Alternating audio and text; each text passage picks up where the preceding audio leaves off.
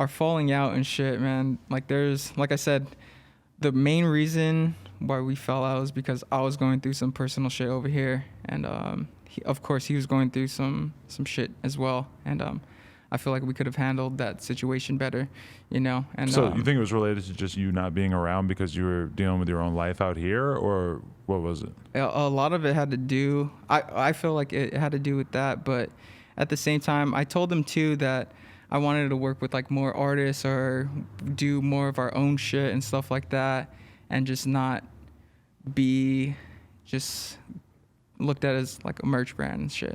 Yeah. Because that was one thing about him, is that he was super picky about who he wanted to be associated with. Yeah. I remember, because that was the time that we were working on doing like singles for No Jumper Records. And I actually was like asking him like, yo, like, let's get a song for this, blah, blah, blah. And he goes, who else is going to be on it? Yeah. I sent him a list of like 10 or 12 people, and he was just like, I only fuck with one of them. I'll do it if he's the only other one associated with it. And it's like in that moment I realized like, oh shit, like, you know, I don't know how I'm going to be able to work with you on any kind of music stuff, because if you don't want me fucking with anybody else, then like how is that going to make sense? You know? It's fun. We would have like so many arguments too, just based off fucking clothes or just like being friends, being there for one another. And I remember we had this one argument. He wanted to make himself as I think one of the Powerpuff Girls, and he wanted like his like tats. a drawing? He wanted to put it on a T-shirt, and he wanted like his tats on. Fuck, who's the green Powerpuff Girl? I do not know them by name. No. I forgot. You look like you would know. Look at the green Powerpuff Girl. He wanted that with his fucking tats, and he wanted to put that on a shirt. And I was like, doesn't fuck Pump no. Pump has like a Powder Puff Girl on his face, I think. That's like pretty common stuff in the SoundCloud era, I guess. Oh, but so you were not into that, and did he take offense to it? Of course he did. He was like, no, my shit is fire. Like, you're tripping. This is gonna go crazy. I was like, no, I don't like that. And we had like a bunch of shit like that and a bunch of arguments. But what we did too, how we worked together, we were both into like dark shit, but he wanted to do more silly or like crazy shit like that, and I didn't want to. Right. So we would come to like a middle ground to putting everything together, and then that's what we would put out. That is interesting, because like him graphically wanting to do more lighthearted stuff is the same way that, like, you know, him coming out musically, he made a name for himself doing this super aggressive, grimy rap stuff, and then all of a sudden he's just like, no, I want to make a fucking campfire album. It's like he was never okay with just like doing the one thing that he was already popular for. He always wanted to go to the other extreme and do that as well. Yeah, I think I was like less open to trying new shit like that too, and I feel like, yeah, maybe we could have tried that and maybe it would have worked. But it was fun. It was fun working with him. So cool. When he actually sent out that tweet where he said, I no longer support revenge clothing at all, what was the conversation like preceding that? Like how real did it get behind the scenes before he went out there and did that? So basically, like, personal shit I was going through. It was like why I came back to Florida is because my mom, she got diagnosed with cancer. Okay. So Sorry. I came back and just wanted to be there for her. I felt like I didn't care about anything, you know. I didn't care about working with anyone. I didn't care about the brand. I didn't give a fuck. And him, he also needed me to be there for him too, because he was going through some shit. And I was like, bro, like, I'll try, but at the same time, like, I don't even want to be here.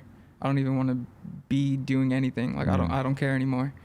And when he put that out, like, I had stopped talking to him, and I told him, like, what I was going through and just how I felt as a person, how I felt like our relationship was.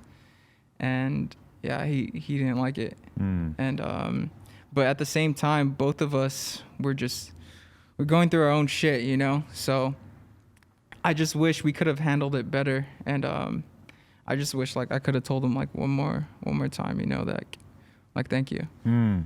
Yeah, he was like such a passionate person who was so focused on this mission of making this art and like wanting people, like his team, to be down with him, that it was hard for him to see that everybody else has their own lives and they have their own shit that they're dealing with. And like your mother getting sick is Like for me right now, like if my mom gets sick, like I mean, this business is gonna fucking stop moving at the speed that it's moving right now. I'm gonna have to fucking devote a huge amount of my time to that.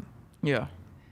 How's your mom, by the way? She made it through, or? Yeah, she still has it. She's been going through chemo and shit. Okay.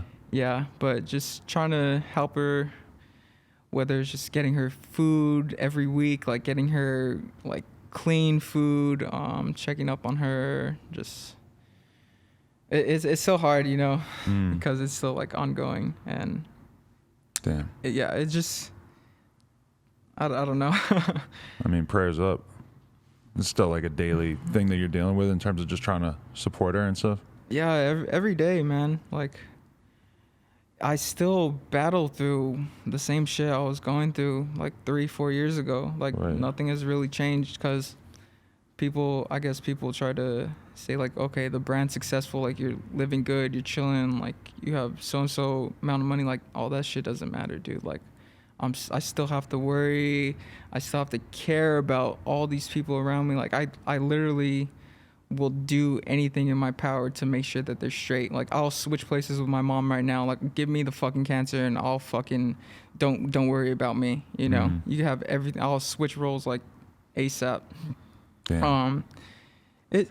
It's hard to like keep a positive mindset, you know, because it's just so much like pain and shit like that I've already went through.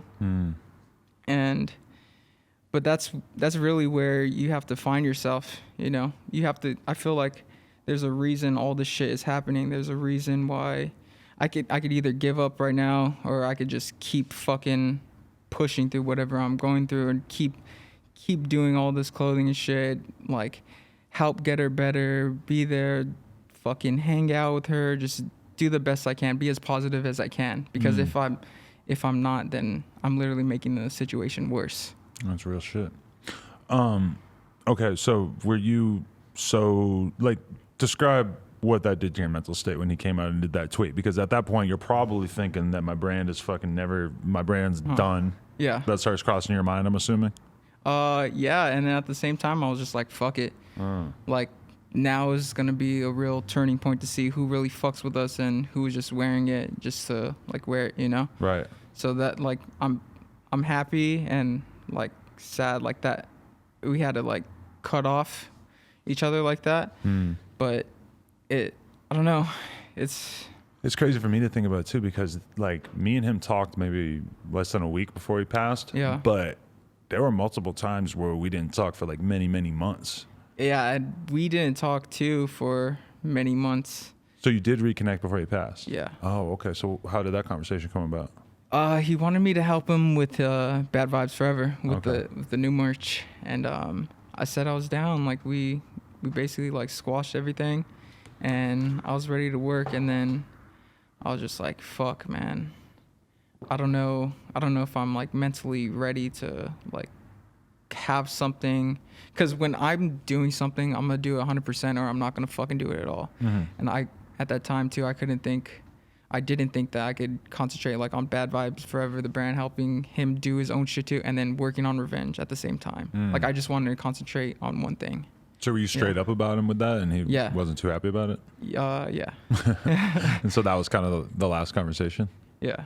The thing I find interesting about that is that you were so willing to be honest about where you were at in terms of your mental state at that time, because a lot of people would have, you were so honest and wanted to just be yourself, and you couldn't imagine yourself really doing something that wasn't you. Yeah, and I didn't want people to say too, like, your brand is where it's at because of X, only because of X. Like, no, like, I put in the fucking work too. Like, me and him made this shit together. Like, I'm forever grateful to him, like, helping do all this shit, like, for his friendship, everything like that. But at the same time, I wanted it's my it's my shit. It's like Revenge is literally me. And especially too with my partner Han, who helps us do all the production side.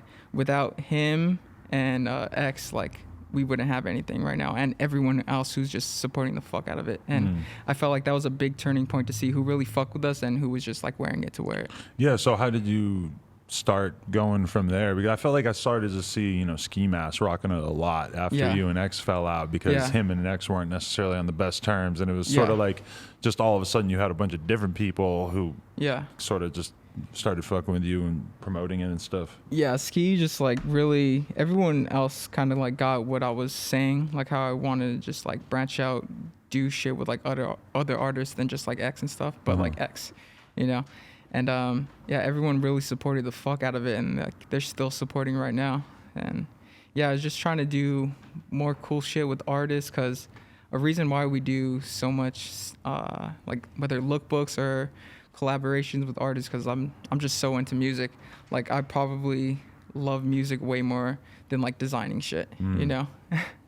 Yeah, I mean, the fact that, you've been so consistent in terms of just having all these different artists fuck with you, that I would assume for the most part you're not really paying anybody for photo shoots or anything like that, is pretty amazing when you see, Shorelines, Chief Keef, all Juice WRLD was repping it crazy hard. Juice WRLD is crazy, dude.